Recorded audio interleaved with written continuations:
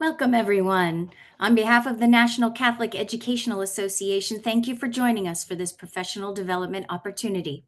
I'm Christy Blewett, and I'm honored and excited to be NCEA's facilitator for today's webinar, Put Out into the Deep, Discerning Renewed Approaches to Religious and Spiritual Formation for Catholic School Educators.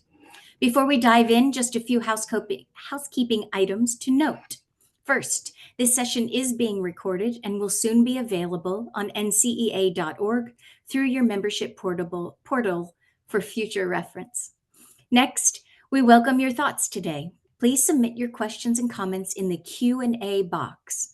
Our presenters and I will actively monitor the Q&A box and do our best to respond at the end of today's session. Finally, stay tuned. Once our speakers have concluded, a link to the online survey, along with instructions on how to obtain a certificate of completion for this webinar, will be shared. Now let's meet our speakers for today's webinar. Dr. Melissa Link serves as Director of Catholic Mission and Culture for Catholic Schools for the Archdiocese of Chicago. Serving grades pre-K through 12, she has dedicated over 20 years of her professional life to Catholic school leadership, high school theology and language instruction, campus ministry, and service programs in both the U.S. and international settings. Welcome, Dr. Link. Also joining us today is Superintendent Greg Richmond. Superintendent Richmond has served as Superintendent of Catholic Schools for the Archdiocese of Chicago since 2021, overseeing 190 schools and over 60,000 students across urban, suburban, and rural areas. With extensive leadership experience in both public and private education, he previously played a key role in launching Chicago's charter schools and later led the National Association of Charter School Authorizers, promoting quality and accountability in education across the U.S. and internationally. Welcome, Superintendent Richmond. Dr. Link and Superintendent Richmond, thank you for being with us here today. The floor or the screen is yours. Thank you very much, Christy. We're going to move to the next screen. Here we go. And we're going to begin in prayer. It's good to be here in virtual space with everybody, especially during this Jubilee year of hope. So wherever you are, with whatever's on your heart and mind, I'd invite you to join me and begin in prayer.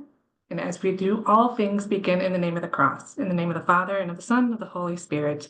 Amen. Lord, we pray that you will inspire all Catholic school leaders gathered here today, individuals called by you to positively impact their students, their workplaces, our communities, and our church. Help our school leaders to inspire those with whom they come in contact to share their God-given talents, to do your will, and to find a place in your kingdom where their deepest joys and the world's deepest hungers meet. Lord, form all of us into leaders with the strength and courage needed to follow you. Create us to be leaders who make your love visible to the world through our words and actions each day. And together we can say amen. In the name of the Father, and of the Son, and of the Holy Spirit. Amen. Okay. Well, thank you, Melissa, for leading us in prayer, and thank you, Christy, for kicking things off, and thanks to all of you for joining us today. I'd say the goal that Melissa and I have today is really to share some of our experiences on the work we've been doing in the Archdiocese of Chicago around the faith formation of students and teachers, and to hope that some of the things that we share with you might be of interest to you, might be relevant, might be things that you want to take back and maybe find a way to adapt them to use in your circumstance. And so if that happens, that's great. That's what we would like to have happen out of this. We know each of our dioceses is unique, so we're going to share some things we've done and just hope that some of that is helpful to you. Our objectives for today is to learn why in the Archdiocese of Chicago we established a Catholic identity goal, to investigate the data we've looked at, and to explore how we have or how we did overhaul our catechist certification program to be a more personalized and relevant ministry to our teachers. So those are the things we want to cover. And of course, saving time at the end for your questions, which you can enter, I think, at any time into the Q&A box. Let's start with just sharing how we got onto this journey about 3 years ago, observing some things that certainly are not unique to us observing them. We see throughout our society many people, including many young people, struggling in many ways. There's data out there around Gen Z, and if you're like me, you might have to check to see, well, when is Gen Z? What is that one? Well, those are people born in the mid-90s to almost up to 2015. So it's actually a pretty wide age span, folks that are maybe as old as 30 right now, but also young people in their teens. And in Gen Z, nearly half of them report or fall into the category of nuns, not practicing faith, not having faith. Interestingly, roughly the same percentage struggle with anxiety. Older folks, adults over 18, 50% report feelings of loneliness. And then one of the things that really caught our attention, Melissa and I and others in our archdiocese, is around the fact that 85% of young adults who were raised Catholic do not go on to practice their faith on a weekly basis. So we spent a lot of time thinking about and being concerned about these kind of data points. We saw schools that were uncertain in our system, schools were uncertain about what they could do, and we wanted to find some ways as the Office of Catholic Schools that we could support them better. Thanks, Greg. So the question that we wanted to explore and are continuing to unpack is, why is any of this important? Why is any of this data that Greg shared and that we're also concerned about relevant to the experience of Catholic schools? Just as much as young people are questioning their faith and really exploring the need for a relationship with God and wanting an encounter with Jesus Christ, so are adults in our community also exploring and asking questions and wanting a deeper relationship with Jesus Christ and a deeper friendship with him. And we believe that a lot of those adults are teachers and staff in our Catholic schools too. So just like the ongoing formation of our kids is critical and urgent to help them develop a deeper discipleship, so is the ongoing formation of our Catholic school teachers and leaders also very critical and urgent, because teachers and leaders are the role models of faith for the students in their classrooms and in their school communities. We take this seriously in our Catholic schools. It's a responsibility that we find to be very meaningful to us, because Catholic schools are ecclesial entities of the Church. And just to concretize this a little bit more, I'd like to share a personal story with you before we continue to move on in our presentation. And that is a story about a conversation that I had with my own mother just a little bit over a year ago, as she and I were sitting around our family's kitchen table and having a conversation about our school experiences, respectively, as we were growing up. She in the 1960s and 70s, and me in the 1980s and 90s. My mother did go to Catholic school, kindergarten through grade 12, and we were talking about her experience of Catholic education and my own experience of education. And at one point in the conversation, I asked her what had the greatest impact on her as a Catholic school student. What was the most meaningful experience that she had that left a lasting impact on her in her Catholic education, kindergarten through grade 12? My mom, I know, was an athlete. She had her group of friends. She was a pretty good student. So I assumed that she would say something about her high school experience as a Catholic student, something around a homecoming dance, or perhaps an athletic event that was meaningful and something memorable to her. But my mom surprised me and said that the most impactful experience she had as a Catholic school student was when she was in kindergarten. And in kindergarten, in the 1960s, very similar to today, the teacher on a daily basis would ask the kids in the middle of the day to put their heads down on their desk and to take a rest. The teacher would turn off the lights, and the kids would just put their heads down on their desk and take a rest in the middle of the day. But during that time, the teacher would circulate through the room and very intentionally pray out loud for each student. The teacher would come to each student's desk, pray over that student in a loud enough way where all the other kids could hear it. And the teacher in that prayer validated that student, gave thanks to God for that student, and raised up and affirmed the gifts that that student brings to the class community. So for example, the teacher would pray over my mom, her name is Leah, and say, "Dear God, we thank you for Leah." For example, Leah shared her lunch with somebody at school today who came without a lunch. So she's very generous, and we thank you, God, for Leah. And then the teacher would go to the next student in the kindergarten class with their heads down on their desk and pray over that student.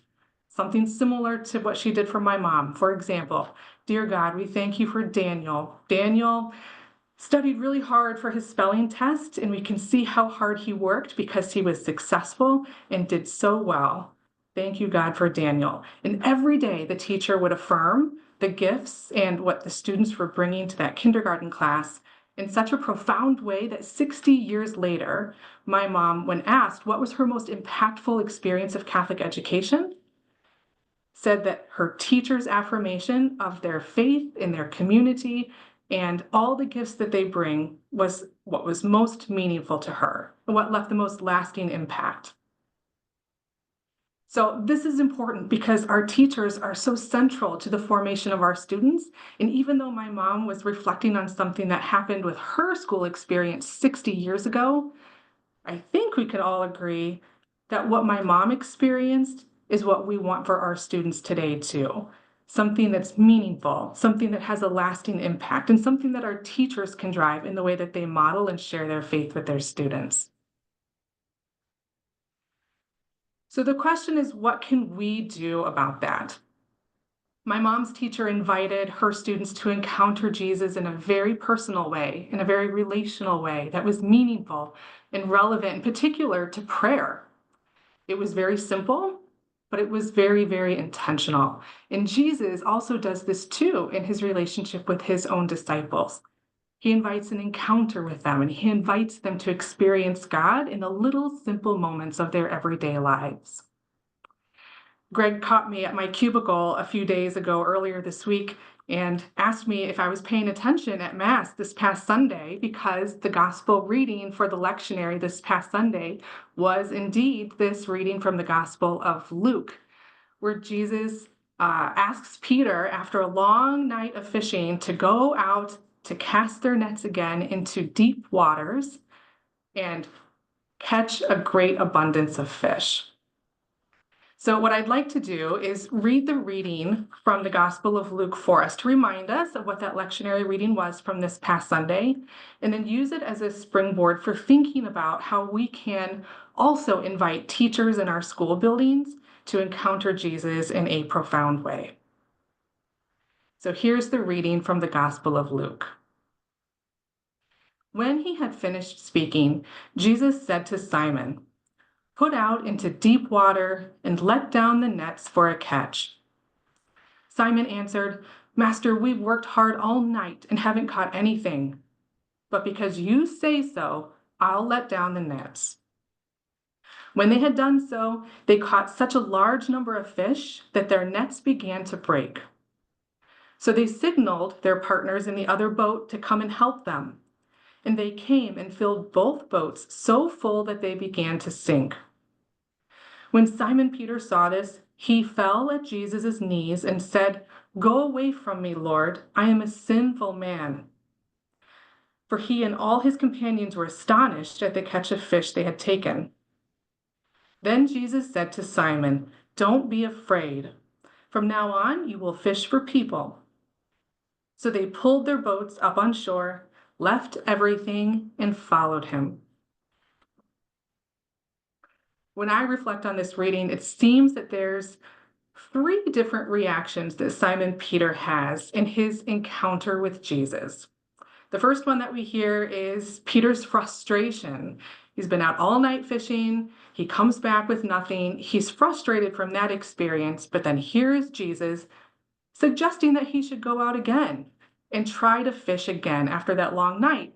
And so we hear Peter's first reaction being one of frustration. Like, how can Jesus ask for that after he's so tired and clearly wasn't successful the first time? But then he has a second reaction pretty soon after that first experience of frustration. That frustration shifts and turns into trust, where Simon says, "Because you say so, Jesus, I will try again."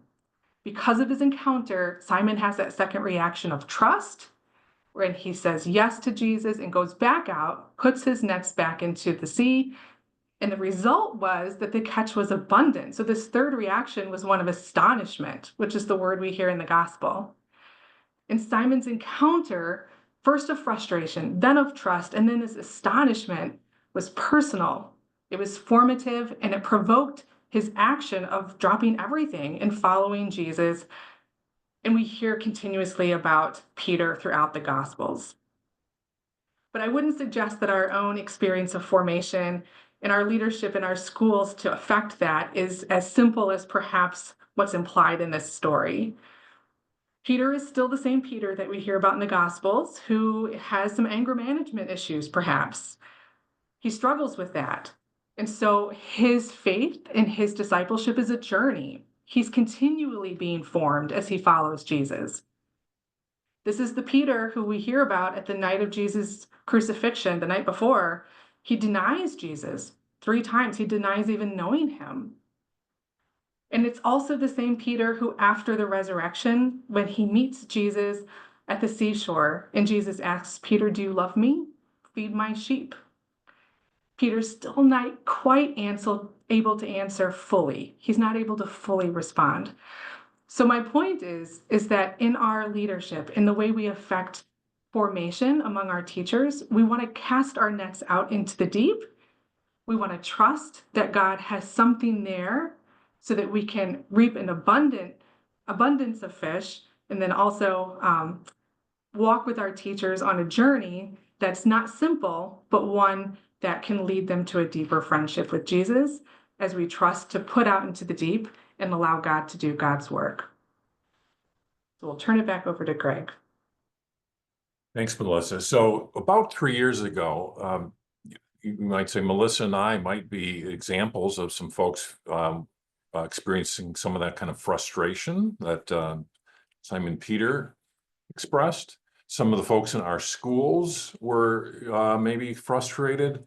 Again, reflecting on some of that data we shared a few minutes ago around the high percentage of loneliness, anxiety, kids who go through Catholic schools not sticking with their faith.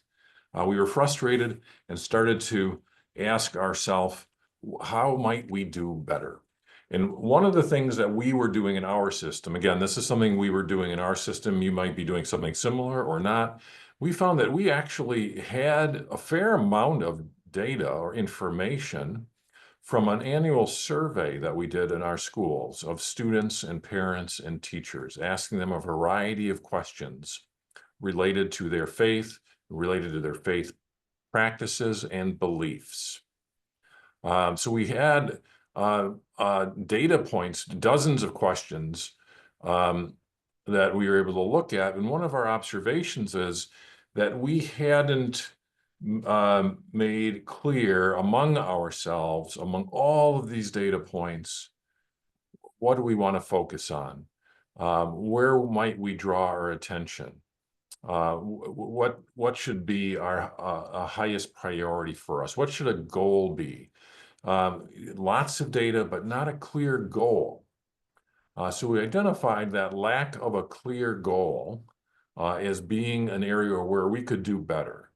And we had numerous conversations with among our staff, amongst our principals, among some of the clergy, and settled on the statement, the goal statement you see on the screen here.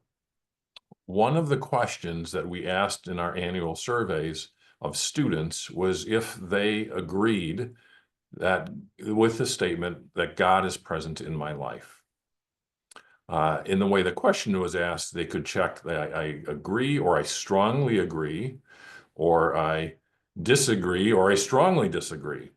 Well, we liked this question because it was internal. It was something the students felt internally, something they believed internally. And so we care about beliefs and practices. We care about a lot, but we felt like this is perhaps a good foundation, a good place to begin. Because if you believe God is present in my life, then that can serve as a springboard or as a foundation to additional beliefs and practices to embody your faith. If you don't believe God is present in your life, then you're not likely to be engaging in those other beliefs and practices. So we selected this statement as the goal we wanted to focus on at first. We said it's a floor, it's not a ceiling. So in other words, this isn't the end of everything we want to accomplish, but it's the beginning of where we might want to start. And we set a goal of wanting the 75% of students in each of our schools to strongly agree that God is present in my life. So not just agree, but to strongly agree that God is present in their life. 75% of students at each school. So in the next slide, we'll show you where we were when we began this journey and where we've come since then. The red line there is before and after. Throughout our entire system of schools, before we set this goal, as you can see, we were around 64%, 65% of all students strongly agreed that God is present in their life. That's not bad, right? It's not. But we had set a goal, well, let's get better. Why did we want to get better? Well, because of some of that data we shared earlier around loneliness, kids who are nuns, kids that give up their faith. How do we strengthen this goal? So the system-wide average was around 65%. In the 2 years since we set the goal, the system-wide average is now up to 74%. Now, if you were a good math student or a good statistics student, you might have noticed, well, that's not what I just talked about there is not how we defined the goal. We actually defined the goal as by saying in each school, we want 75% of the students to strongly agree. Not the system average, but in each school. And that's because we want each school trying to achieve this. So when we started, as you see down below, 25 schools of our system, 16%. And since then, some really nice increases in the share of schools that have 75% of their students strongly agreeing that God is present in their life.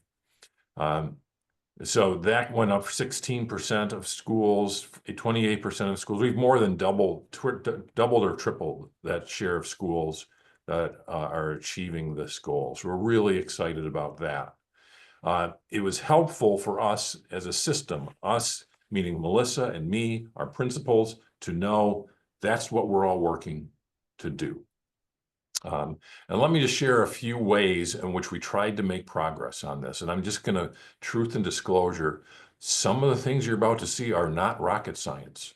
It's like some of this is like, oh, that's just a nice idea. What you see on the screen here are some posters, examples of posters we created and gave to every school. Because one of the things we realize is when you say to somebody, including a student, that God, we would like you to think God is present in your life, they might wonder, well, what does that mean? How would I know? What would reflect that to be true? So we created a set of posters. God is present in your life when you're learning. God is present in your life when you help others. God is present in your life when others help you. Printed these up, distributed them. We gave a 4-pack, one of each poster to every one of our schools so they could put them up in their school building. We did that the first year, we did it the second year. And as I go around and visit schools, and Melissa can tell you, I look for these posters And I'll sometimes like even take a photo on my phone and send them to Melissa and say, hey, look, here's another one, in the hallway, in the lunchroom, in a classroom. They're all over the place, helping students see that regular reminder. Another thing we've done, I think one of my favorite activities is an art contest. This was an idea of Melissa's, an art and essay contest.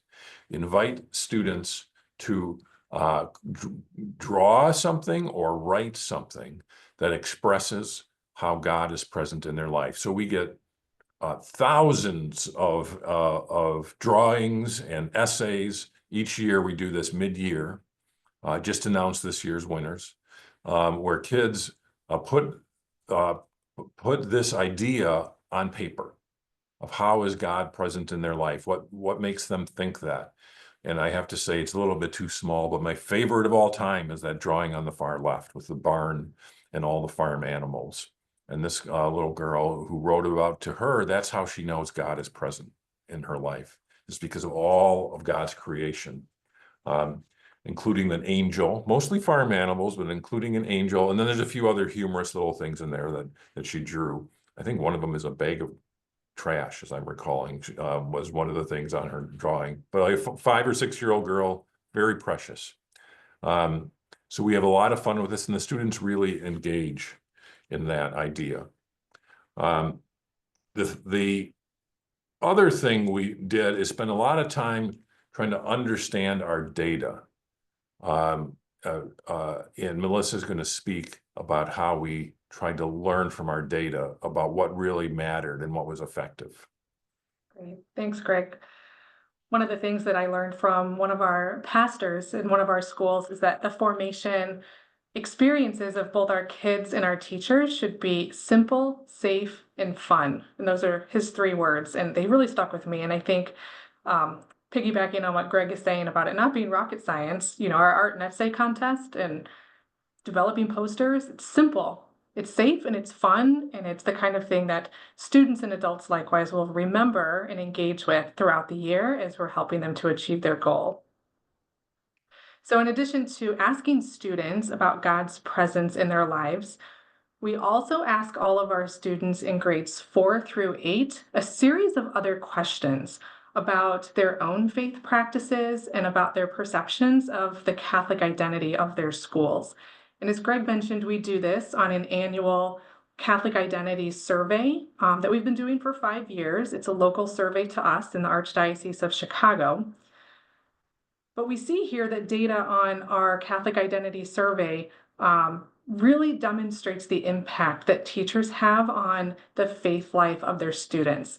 These are on the left side some of the strongest correlations in the student responses to other questions on the survey in comparison to the goal question that students will strongly agree that God is present in their life. So on the left there in the green headed table, you can see that students are more likely to strongly agree that God is present in their life if they also strongly agree that prayers and masses at their school help them know and love Jesus. They're more likely to strongly agree that God is present in their life if they believe that what their school teaches about the Catholic faith is true and relevant to their life, and if their religion classes help them understand the most important beliefs that make up the Catholic faith.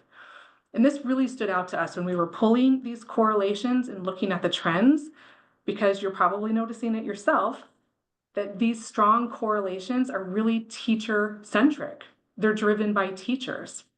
Teachers are the ones that prepare students for Mass and the experience of sacraments at their schools, and they set the tone for that in their school communities. Teachers are the faith leaders in their classroom, and they drive religion instruction and interdisciplinary instruction to weave that formation experience for students throughout the school day in all academic areas. Even when taking a look at the weakest correlations on the right side, the one in the center still has a lot of teacher focus on it, where teachers share stories about their personal faith in the classroom. So what does all this data tell us? Well, we think what it tells us is that if we want to help students to strongly agree that God is present in their lives, we also have to help our teachers to acknowledge that God is present in their lives too. Teachers are the leaders of their classroom communities. They're the faith leaders for their kiddos, whether they're teaching preschool through 8th grade and in some cases 9th grade through 12th grade. So we need teachers who are knowledgeable and confident and joyful in the way that they model their faith to their students, because we know that students really look up to their teachers in lots of ways. And one of the ways that students look up to their teachers is to role model faith practices. So Greg's going to tell us a little bit about the process that got us to where we're at today with our revamped experience of teacher formation. I think we can all agree that teachers will be honest with their feedback if we ask them. Our principals and teachers will tell us what they need. So Greg's going to tell us a little bit about how we invited some sharing and feedback.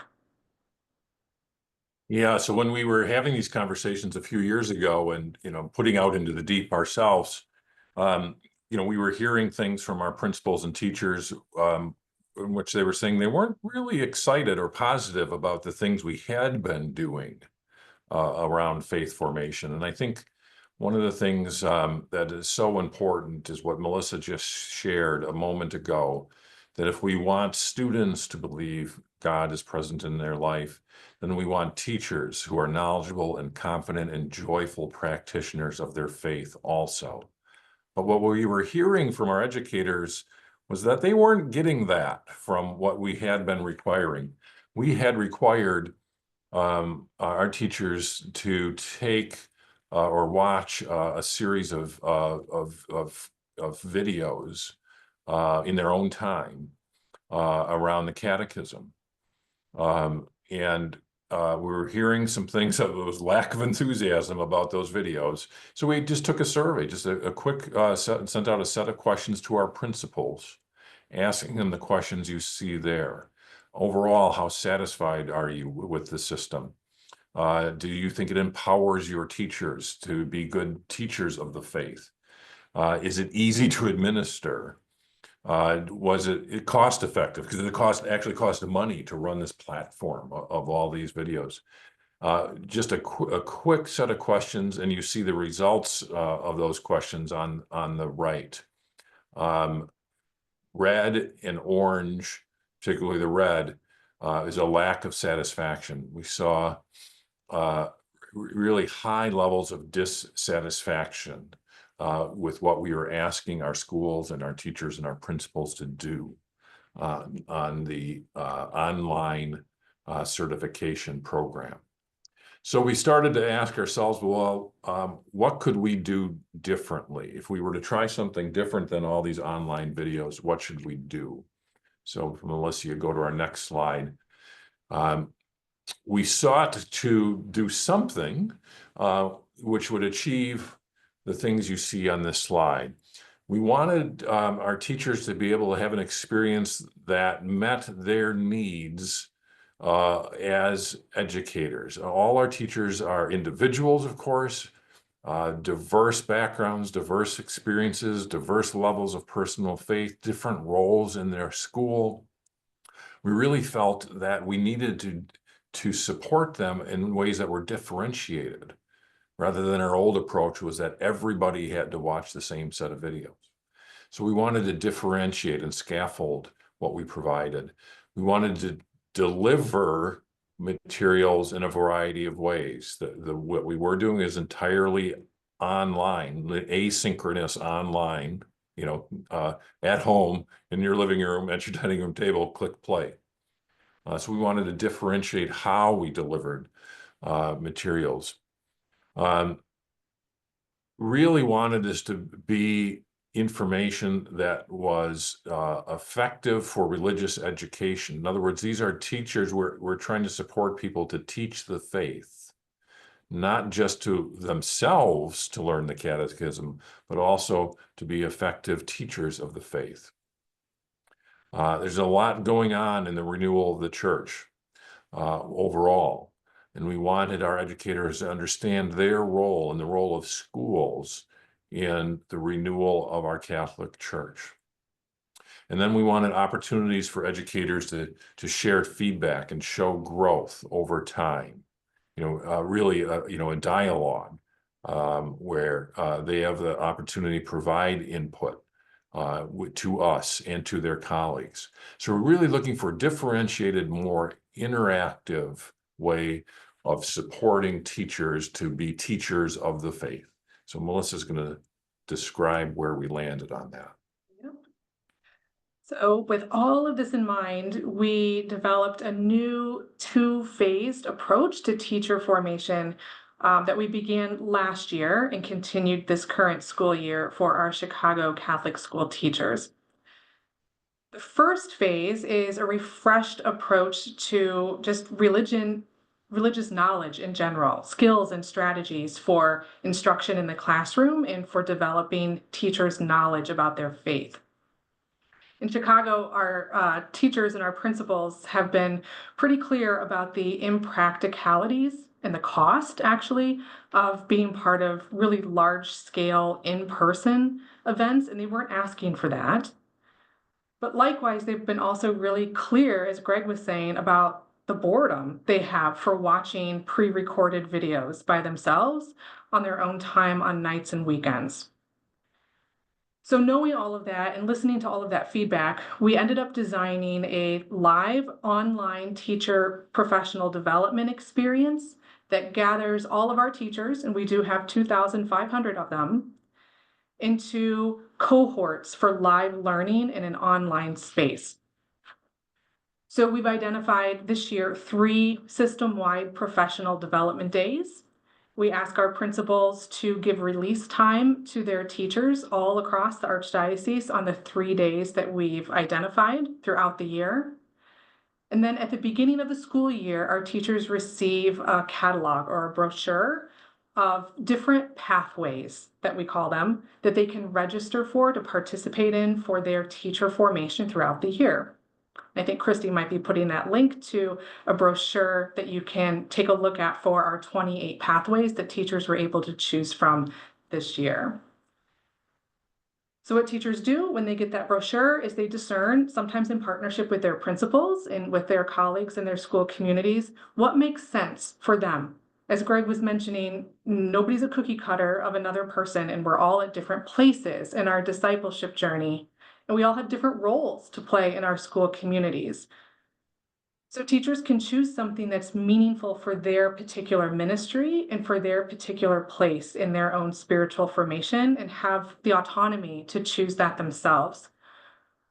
So if you're taking a look at that, if you're able to access that Google document with the 28 pathways, you'll see that there's a lot of different options. Religion teachers can choose something that's practical for religion instruction. We offer 8 different pathways for standards-based religion instruction for brand new teachers and for more veteran teachers, led by members of faculty and staff at local Catholic universities. We also have a pathway this year for science teachers about the integration of science and religion, which has been pretty popular. We have pathways for our early childhood educators. One of them this year is called Play and Pray, where the facilitator from the University of Dayton is sharing resources and strategies and inviting conversation among teachers for how to both pray and engage in prayerful play with their early childhood students. So there's lots of different ways for teachers to engage in a pathway that's meaningful for them personally, but also relevant to their ministry as a Catholic school teacher. So on 3 days throughout the year, teachers will get an online learning space with a cohort of other learners.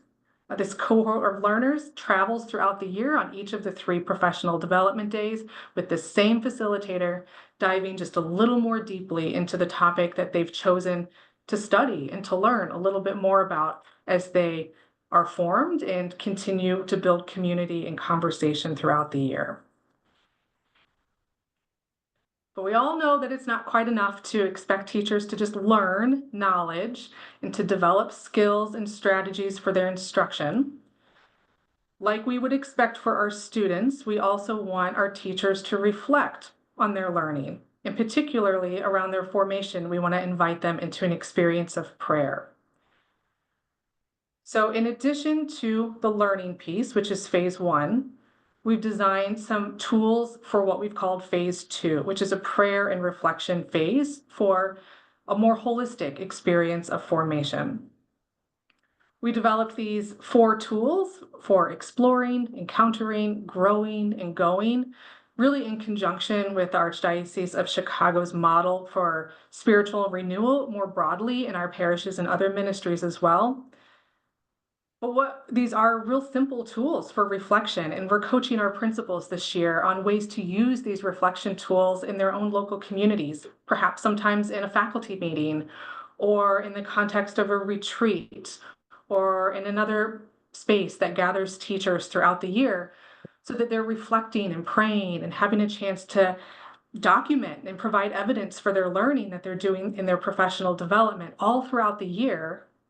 And then at the end of the year, the tools prompt teachers to set a personal Catholic identity goal or a personal formation goal for themselves. For example, did your professional development this year prompt you to read a book that perhaps the speaker was really encouraging folks to take a closer look at as part of your sessions? Or do you want to perhaps go to Mass more? Perhaps a teacher might discern that for themselves as a personal goal for their own faith formation. And whatever that goal is, we're coaching our principals to have that conversation at the end of the year and to be a faith leader for those teachers and encourage teachers to meet that goal, so that over the course of their tenure as teachers in Catholic schools, these reflection tools can serve as a way to capture tangible evidence of teachers' growth and their spiritual development. And perhaps, for example, after 10 years, a teacher might have 10 reflection tools full of evidence of personal growth and goal setting that they can reflect on personally and in partnership with their principals as they continue to grow in their professionalism as well. So, Greg, what have we learned? What have we learned? So, first off, we learned, I'm just going to say, how rewarding this type of journey can be, this exploration. And there's a little bit of, scariness as you embark on it. Like, what should we do? Are we doing the right things? Will any of this work? But mostly it's some joy around putting in the effort, talking with people, working with people, exploring how we can do better. So a big part of what we've learned is the importance of solid relationships with some partners. We've worked on this with Catholic universities, ministries, religious congregations. Those pathways that Melissa just described are not things that we all created and delivered. It's done in partnership with so many others. So that's been a huge learning experience about the importance of developing those solid relationships. And I'll say what a tremendous resource those relationships are to us as we work to support our teachers' faith development. We've also learned that we need to pay attention to what's happening. Melissa just mentioned the evaluation, feedback, accountability. We monitor what's happening on these on the professional development pathways when they do get together online. One of the things we observed, which I think is fascinating, when we compared and contrasted to what we were doing before. So before, it was asynchronous videos. Everyone was required to watch them, required as part of their employment terms, and they could watch them at any time, right? In the mornings, evenings, weekends. Theoretically, you'd have 100% participation in that, but we didn't.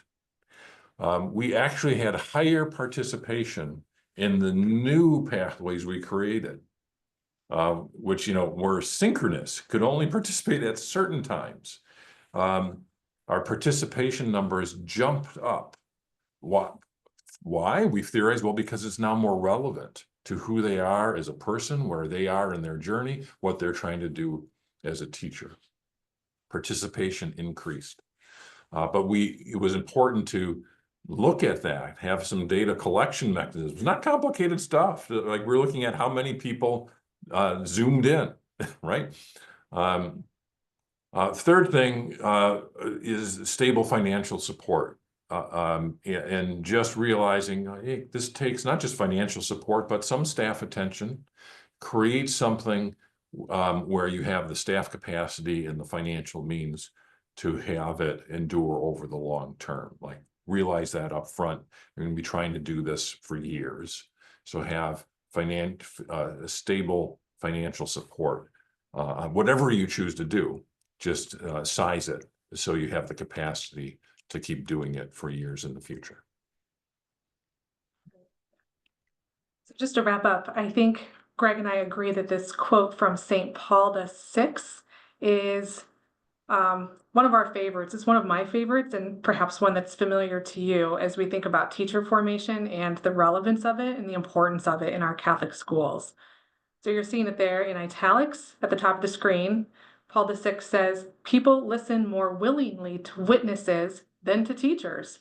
And if they do listen to teachers, it's because they are witnesses."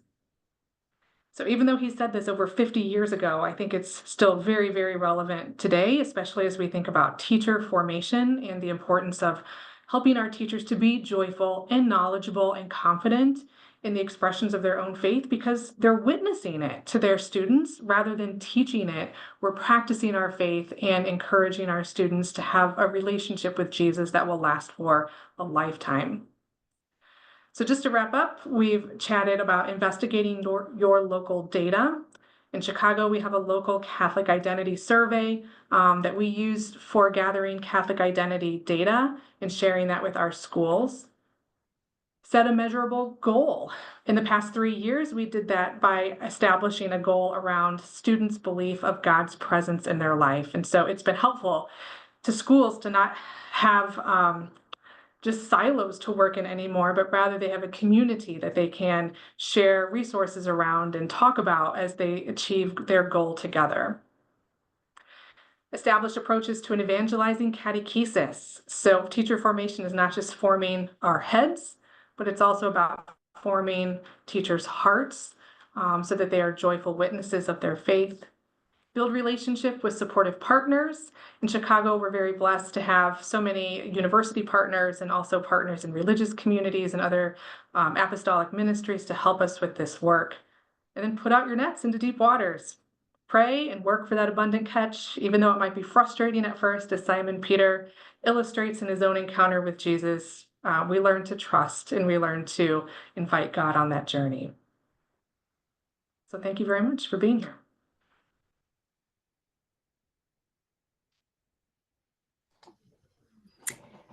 We do have a couple of questions in the Q&A if we have some time.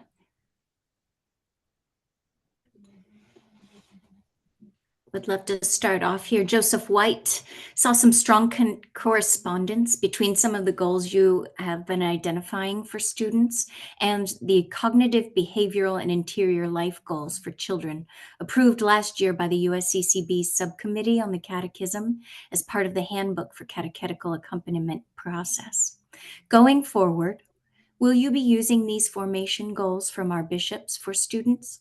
And for the teachers and families, the two other groups for which the goals are identified in the handbook? Thanks. I know Joseph White, Dr. White, is an expert in the questions and the topics that he's asking. So yes, we are reliant on the bishop's teachings in the handbook for catechism that you're referencing, and we certainly will use those goals and work with our Office of Lifelong Formation as well. In Chicago, we have great partners in the staff in the Office of Lifelong Formation that does more intentional work with the catechism and an evangelizing catechesis and different approaches to it. So for me, at least, it's been a great blessing to have them as partners, to be able to break that open and to make sure that we're working in alignment and with integrity with what the bishops are calling us to do with our goal setting.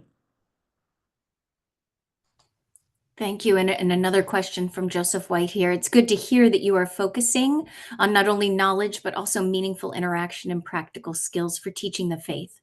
This mirrors the 3 dimensions of catechist formation in the Vatican's 2020 Directory for Catechesis. Was this intentional? Probably not as intentional as it should have been, Dr. White. But I know, again, our partners in the Office of Lifelong Formation do a good job of holding us accountable to the directory that you're referencing. I keep a copy of it on my desk in all moments, and certainly it is a guide for us. For me, and Greg can comment on it as well, we really listen to the needs of our teachers, and we take seriously what our teachers are sharing as their needs for their formation too. And of course, making sure it's aligned with the teachings of the bishops. In Chicago, we have 6 auxiliary bishops in addition to our ordinary. And so one of the things that we're very intentional about is putting together a unique program each year that is approved by the bishops in Chicago so that they have input and are allowed a voice into what our teachers are experiencing in their formation. And so with their guidance too, we're able to make intentional our alignment with the directory.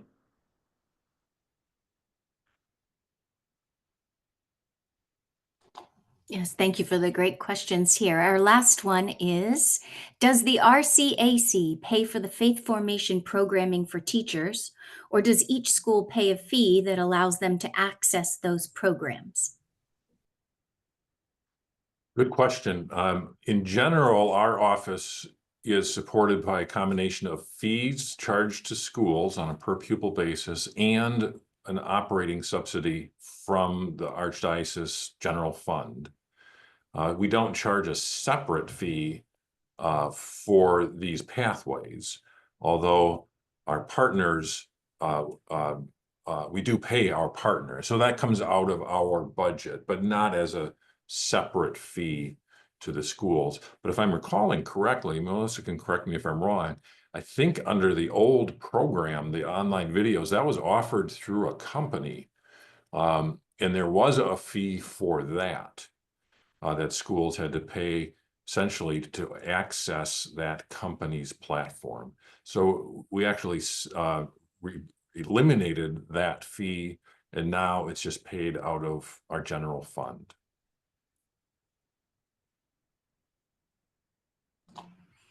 Great, thank you. And we welcome any other last minute questions for our panelists today. If I may, while we're waiting for any wrap up questions, on behalf of everyone here today, thank you both for such an insightful and impactful presentation, for sharing the wisdom you've gained through your experiences and through your reflection, and most especially for your dedication to renewing Catholic identity and catechetical formation in your Catholic educators in the Archdiocese of Chicago, and now, to inspire in all of our schools and in simple, safe, and fun ways is so key. So thank you. It was a privilege to learn from you today, and for the simple reminder that we believe, in fact, we know that God is truly present in our daily lives, all of us. So thank you for sharing your time and your expertise with us today, and thank you for your commitment to this important mission. Thank you. Thank you. If there are no more questions from our participants today, I would like to thank you, our online attendees, for being here today and for your thoughtful engagement. NCEA values your input as we work to continuously improve our content and services for our members. Please take a moment to complete a short survey that will be entered into the chat. By the way, if you'd like a certificate of attendance for today's webinar, please include your name and email at the end of the survey. Certificates are sent out automatically, so be sure to check your spam folder if you do not receive it within a few minutes. On behalf of NCEA, thank you for the opportunity to serve you today. We will continue to pray for you. And just one last check to see if there are any more questions in our box. It looks like we've answered them all. The link to the survey is in the chat. Dr. Link, Superintendent Richmond, thank you so much for being with us here today. God bless you on your mission. And we look forward to seeing you in NCEA 2025 in Orlando this spring. Thank you, everyone. Goodbye and God bless.